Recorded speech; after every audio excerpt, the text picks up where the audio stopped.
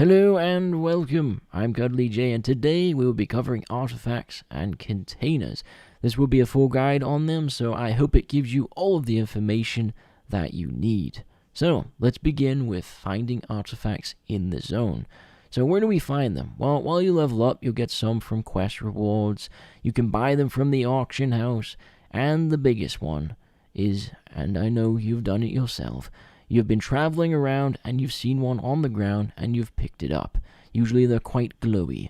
After every emission that occurs, by the way, more will spawn in the world for about 45 minutes. I believe more spawn further north, and of course I've heard rumors that some can spawn when there are more players online, and some spawn even more in locations that basically a bunch of players are all at once. So I don't know if that's true. I've heard rumors about it, so I'm assuming it is. So if you pull up your PDA, go to your guide on the left, and then click on the Artifacts tab, you actually go through this list and see every artifact in the game. The list is broken up into 4 categories, which are electrophysical, thermal, gravitational, and biochemical. It will tell you everything you need to know about each artifact, including the positive effects it holds and the negative effects it holds. It'll even mention at the bottom of each page a small description of what it will do for you. Each artifact will have a positive and a negative effect, as I mentioned. An example of this is the spiral I have here. It has 2 positive effects, which are movement speed and carry weight, but it also has a negative, which is radiation. So if I use this without the proper gear on and balancing of the artifacts, the negative effect could actually cause my death. Basically, you'll be playing a matching game to get the best benefits while countering the negative effects. You'll use your positive effects to counter your negative effects, if that makes sense. Each artifact you find will have a rarity attached to the artifact.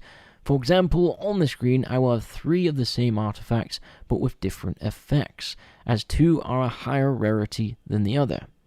One is common and the other 2 are uncommon. The effects on the artifacts will always stay the same, but what I mean by different effects was the positives and negatives can increase and decrease depending on your luck. If you get lucky, you'll have better positives and negative numbers. STALCRAFT has 6 rarities of artifacts in the game, which are common, uncommon, special, rare, exceptional, and even legendary artifacts. So let's discuss freshness, alright? So freshness has 3 levels, alright? So level 1 is the best, level 2 second best, and of course level 3 is the worst. Now you might be like, oh my god, if I have an artifact that's level 3 freshness, this is awful. No. Basically, your artifacts, when you just get one, they'll be level 1 for about, I don't know, like 60 minutes, maybe a bit longer.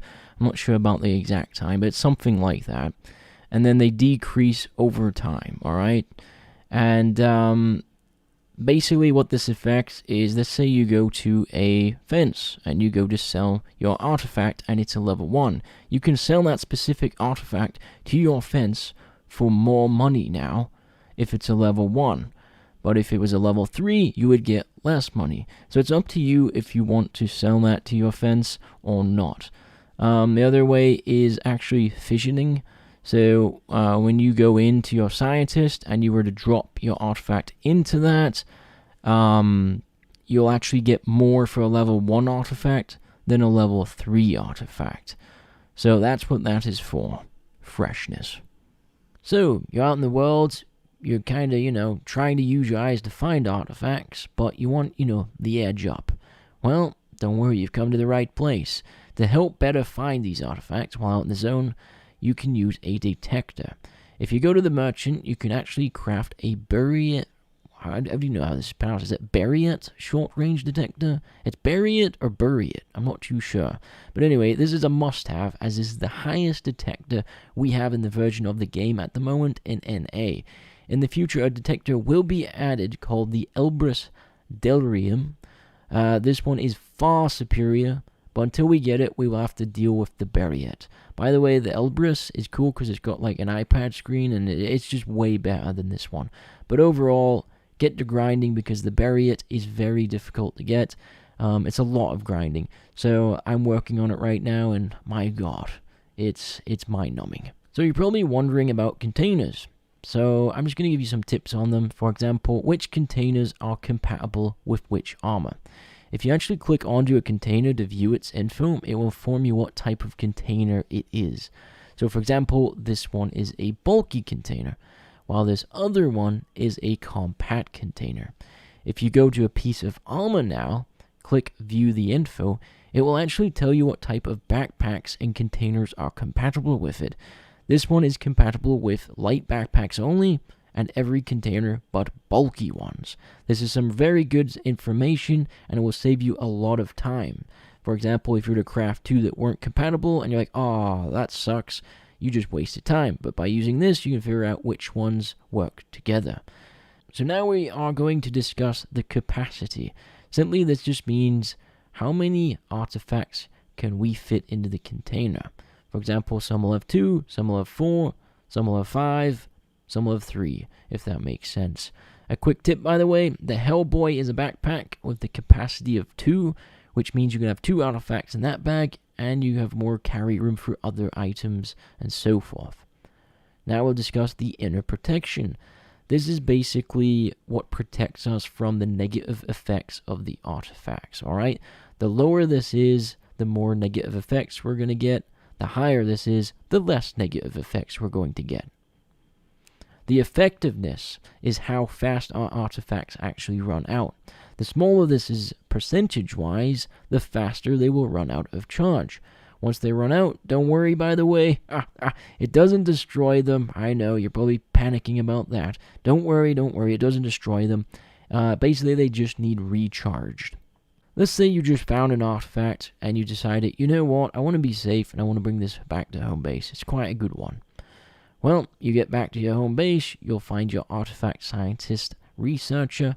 You'll click onto the actual researcher, click on the artifacts. In the research tab, we will drop that artifact into a slot and then click research.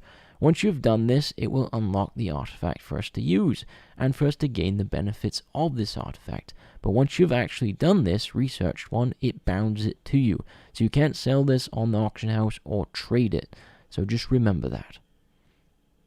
To recharge the artifact, head to your research scientist again, talk with him, go to the charge tab, which is the second one over or the one in the middle, drop your artifact in the far left side, and then just simply hit charge.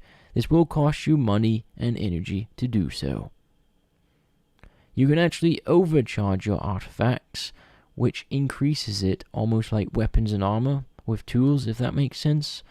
Basically, if you're successful, it'll go up one level, but if you're not successful, it will break the artifact down. To recover the artifact, you will need another artifact of the same, and basically you just click the artifact, press the recharge, and that's it. It'll recharge it for you. You can also recharge it with proto artifacts, so if you ever get those, keep those on you. They're very important. You must be asking now, how do I get energy though? I need energy to do all of this. It's very simple. You will go to the third tab called Vision. You can drop your duplicate artifacts on the left side, or you can drop any artifact that has no value to you. You can also drop proto artifacts here. This will help you gain way more energy, and also, by the way, anomalous dust. You can drop that in as well, and that'll help you get energy very fast. But at the moment, in our version of the game, the best ones I would go to are proto artifacts, duplicate artifacts, any artifacts you don't need, and of course, anomalous dust. Basically, whatever you have sparing, I would use that, and that would be my advice on that part of it. I hope this video is informative. I hope it helped many of you out, and if it did help you out, please leave a like, subscribe, and leave comments below. I really, really appreciate all of the kind words recently and support given by all of you. I hope to see you in another video, and of course, I'll see you in the STALCRAFT world.